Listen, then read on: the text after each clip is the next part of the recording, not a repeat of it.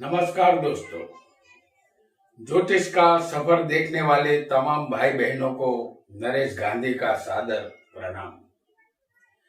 ये हमारा 284वां एपिसोड है जिसका नाम है स्त्री चरित्र। दोस्तों, स्त्री को जानना और समझना मुश्किल ही नहीं बल्कि असंभव है। सदियों से स्त्री एक रहस्य बनी हुई है। किसी भी पुरुष के लिए स्त्री हातिम ताई के साथ सवाल की तरह मुश्किल है। आज इस एपिसोड में हम कुछ आसान से सिद्धांत आपको बताएंगे जिससे आप कुंडली के माध्यम से किसी भी स्त्री का चरित्र तत्काल जान सकेंगे। हमने पहले पुरुष के चरित्र जानने के सिद्धांत बताए थे और वह वीडियो करीब 1 लाख से अधिक दर्शकों ने देखा था। आज हम स्त्री के चरित्र को तत्काल पहचानेंगे। हमारी कुंडली में कुछ ग्रह ऐसे होते हैं जो हमें ना चाहते हुए भी बुरे रास्तों पर ले जाते हैं और हमारा जीवन बर्बाद कर देते हैं। कहते हैं दुनिया में चरित्र से बढ़कर कुछ भी नहीं होता। जिसका चरित्र जैसा होता है, और समझ लीजिए कि चरित्र ही सब कुछ है और चरित्र ही अगर चला जाएगा तो सब कुछ चला जाता है। ये भी कहा गया है कि स्त्री का चरित्र और पुरुष का भाग्य कब बदल जाए उसका कोई भी ठिकाना नहीं होता।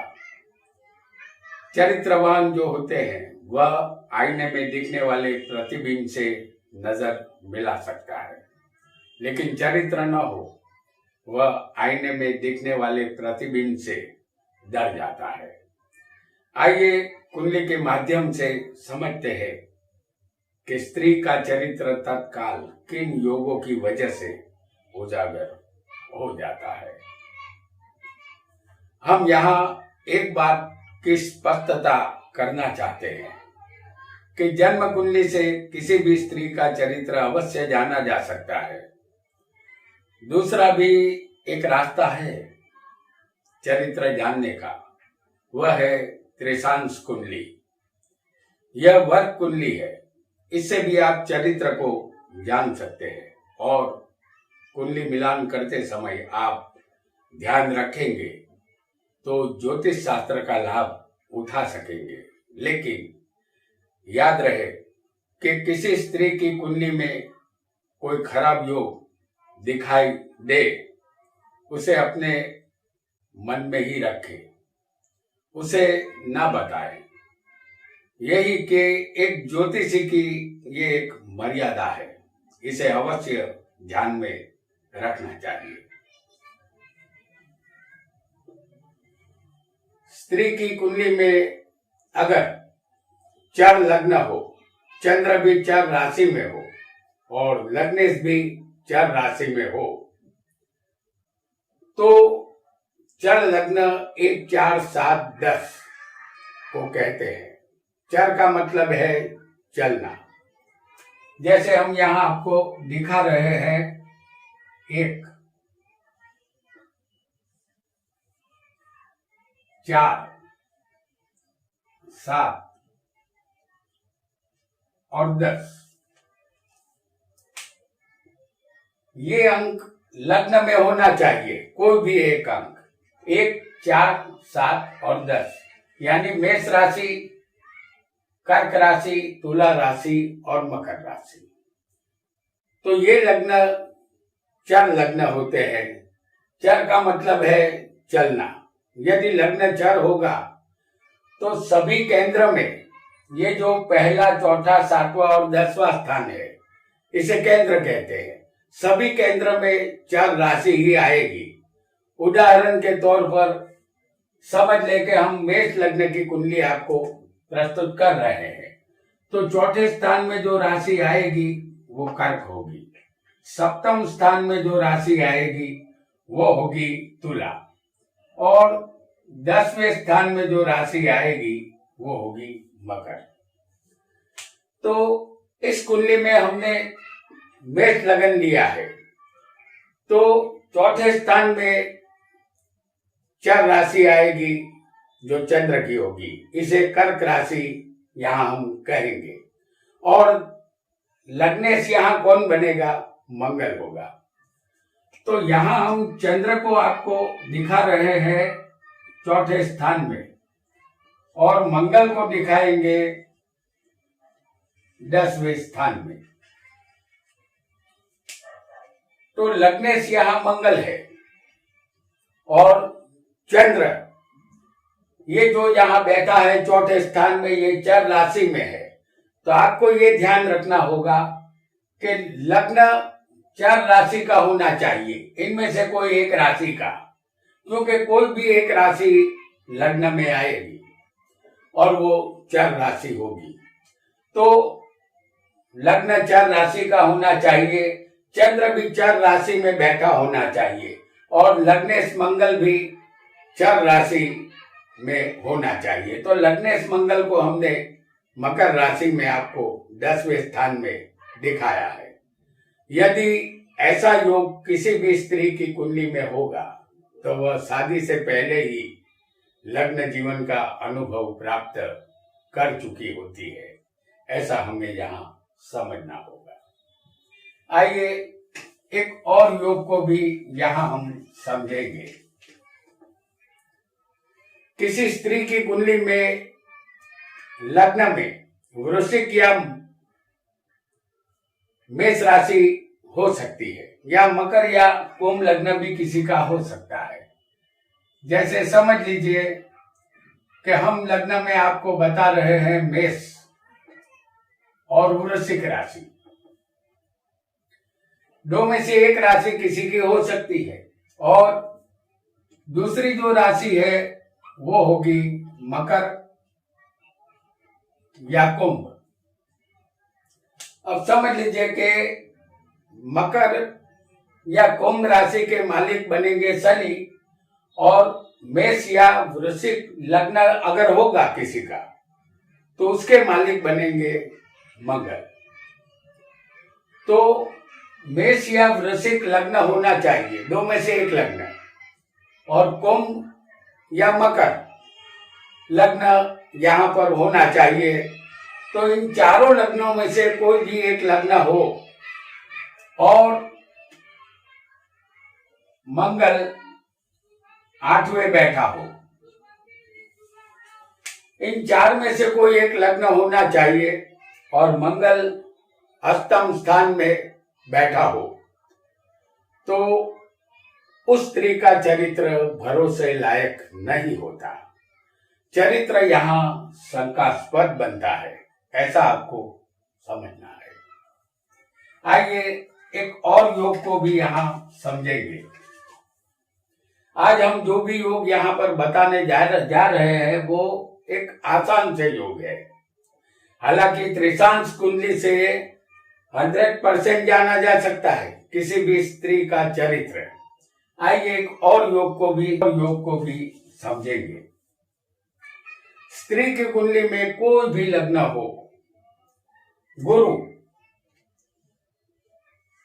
गुरु किसी की कुंडली में 5वें भी हो सकता है, गुरु किसी की कुंडली में सप्तम स्थान में भी हो सकता है, और गुरु किसी की कुंडली में 9वें यानी भाग्य के स्थान में भी होगा। तो उसकी दृष्टि, जैसे गुरु की 9वीं दृष्टि लग्न पर आएगी, गुरु अगर सप्तम में होगा तो 7वीं दृष्टि आएगी, अगर गुरु 9 में बैठा होगा तो उसकी 5वीं दृष्टि लग्न पर आएगी। परिणाम स्वरूप उस स्त्री का चरित्र शुद्ध होता है, वह कलंक रहित होती है, वह पतिव्रता और अपने पति को वफादार रहती है, और वह देवी होती है, ऐसा हमें समझना चाहिए। यानी कि इसका चरित्र शुद्ध होगा। अब जानेंगे एक और योग को। चौथे स्थान में किसी भी स्त्री की कुंडली में एक भी पापी ग्रह होगा जैसे हम आपको दिखा रहे हैं शनि, जिसे पापी ग्रह कहते हैं, राहु, इसे भी पापी समझेंगे, और मंगल, ये भी एक पापी ग्रह है, और सूर्य, इसे भी पापी ग्रह, हालांकि सूर्य और मंगल क्रूर ग्रह है, फिर भी ये पाप ग्रहों में गिने जाएंगे। तो शनि, राहु, सूर्य, मंगल जैसे ग्रह, लग्न कोई भी हो, लेकिन चौथे स्थान में अगर ऐसे पापी ग्रह सूर्य, शनि, राहु और मंगल हो तो वह स्त्री कैरेक्टरलेस बनती है, क्योंकि यह स्थान हमारे हृदय का और विचारों का उद्भव स्थान है। मानसागरी, सारावली और बृहद जातक के लिखने वाले आचार्यों ने, सभी ने इस योग का समर्थन दिया है। और चौथे स्थान में, अगर यहाँ चौथे स्थान में पापी ग्रह होंगे तो ऐसी जाति का को उल्टा कहा गया है। यहाँ एक भी ग्रह होगा तो वो उल्टा मानी जाएगी। अगर जितने ज्यादा ग्रह होंगे तो ये ज्यादा खराब होगा। और अगर इस स्थान में लग्न आपका कोई भी हो और चौथे स्थान में किसी को एक भी शुभ ग्रह बैठा हो, जैसे बुध, गुरु, चंद्र और शुक्र, ये सब शुभ ग्रह है। तो चंद्र, बुध, शुक्र, गुरु, ये सब शुभ ग्रह माने गए हैं। इनमें से एक भी ग्रह अगर यहाँ मौजूद होगा, क्योंकि ये हृदय का स्थान है, तो वह स्त्री विशाल हृदय की, अपने पति की प्यारी और पतिव्रता नारी होती है। उसके चरित्र पर कोई दाग नहीं लगता। तो ऐसे शुभ ग्रह हृदय में आकर स्त्री को एक शुद्र हृदय वाली बनाता है। अब एक और योग को भी समझेंगे। किसी स्त्री का कोई भी लग्न यहाँ हो सकता है। यदि 8वें स्थान में कोई भी लग्न हो, 8वें स्थान में सूर्य और शनि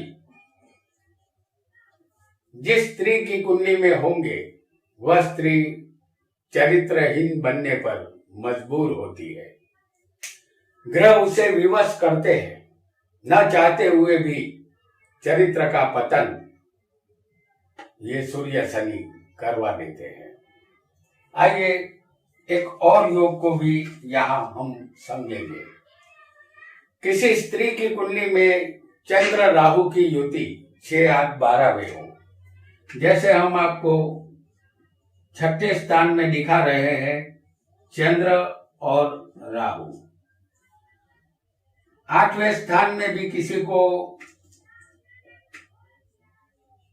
चंद्र और राहु हो सकते हैं, और किसी को चंद्र और राहु 12वें स्थान में भी हो सकते हैं।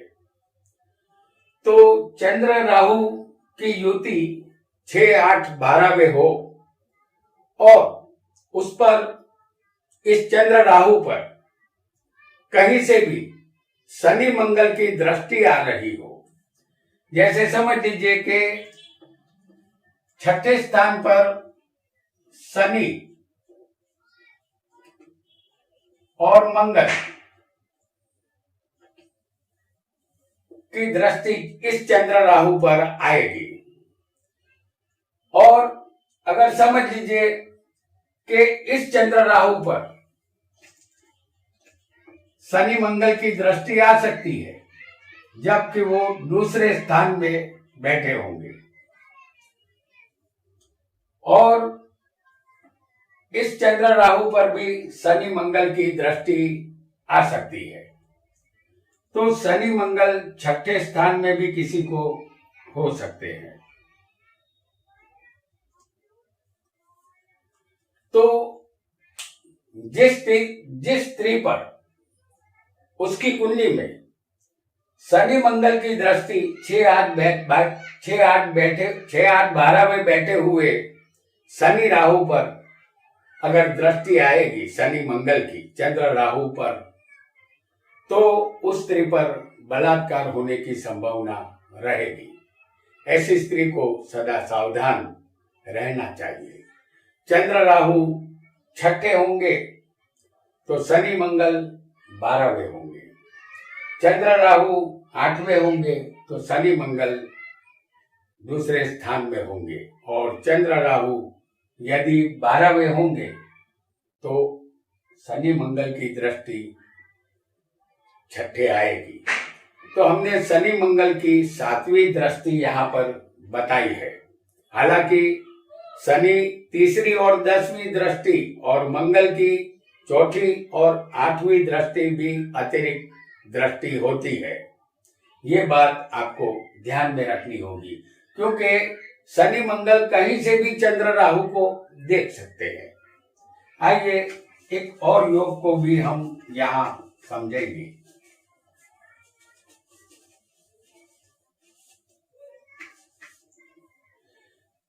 किसी भी स्त्री की कुंडली में कोई भी लग्न हो यहाँ, लेकिन किसी भी स्थान में एक साथ 4 या 5 ग्रह होंगे, जैसे हम आपको दिखा रहे हैं, लग्न कोई भी हो, किसी भी कुंडली में किसी भी स्थान में कम से कम 4 या 5 ग्रह बैठे होने चाहिए। तो ऐसी स्त्री, हमने यहाँ 4 ग्रह दिखाए हैं। ये 4 ग्रह किसी भी स्थान में हो सकते हैं किसी नारी की कुंडली में, लेकिन हमने 4 ही ग्रह दिखाए हैं। या 5 ग्रह भी किसी को हो सकते हैं, तो वह स्त्री संसार में रहते हुए सन्यासिनी या साध्वी जैसा जीवन बिताती है, या ऐसी स्त्री धर्म संबंधित कोई दीक्षा लेकर साध्वी भी बन सकती है। तो इसे कहते हैं प्रवज्या योग। उसका मन संसार से विरक्त हो जाता है, संसार के प्रति उसका मोह भंग हो जाता है। शादी के लिए ऐसे स्त्री उपयुक्त नहीं होती, क्योंकि ऐसी स्त्री संसार को छोड़ना ही पसंद करती है। आइए एक और योग को भी हम समझेंगे। किसी भी स्त्री का कोई भी लग्न हो सकता है। सप्तम स्थान में 3 पापी ग्रह मौजूद हो, जैसे पापी ग्रह किसे कहेंगे? शनि, राहु और मंगल। ये तीनों सप्तम स्थान में मौजूद हो सकते हैं। किसी को राहु की जगह सूर्य भी हो सकता है यहाँ। तो सप्तम स्थान में 3 पापी ग्रह कोई भी होने चाहिए, और 9वें स्थान में कोई भी एक शुभ ग्रह बैठा होना चाहिए। तो ये शुभ ग्रह चंद्र, बुध, गुरु और शुक्र को कहते हैं। हमने आपको यहाँ बुध को 9वें स्थान में दिखाया है। यदि 3 पापी ग्रह सप्तम स्थान में हो और एक शुभ ग्रह 9वें स्थान में बैठा हो, यदि ऐसा योग होगा तो वह स्त्री संसार को छोड़ देती है, या संसार में रहते हुए कमल की तरह उसका मन प्रभु स्मरण में लीन बनता है। काम वासना उसे परेशान नहीं करती।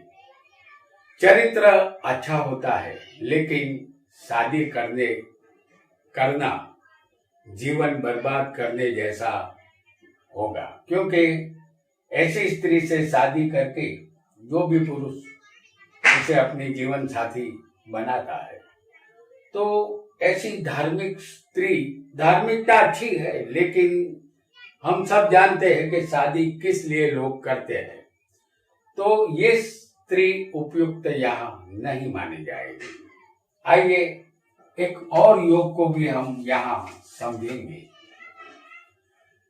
स्त्री की कुंडली में कोई भी लग्न हो, चंद्र से 10वें शुक्र और शुक्र से 10वें शनि होगा, तो यहाँ सोचना होगा।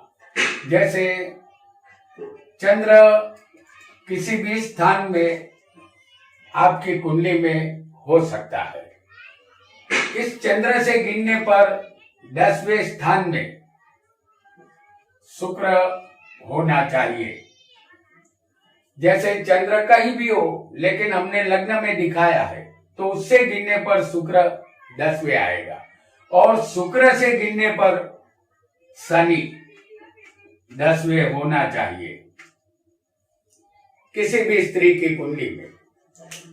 तो चंद्र से गिनने पर 10वें शुक्र और शुक्र से गिनने पर 10वें शनि होगा, तो चरित्र को बेदाग रखना उस स्त्री के लिए बहुत मुश्किल होगा। यह चंद्र कुंडली में कहीं भी हो सकता है। वहां से गिनने पर शुक्र 10वें और शुक्र से 10वें गिनने पर शनि होना चाहिए। चंद्र हमारा मन है और 10वां स्थान कर्म का है।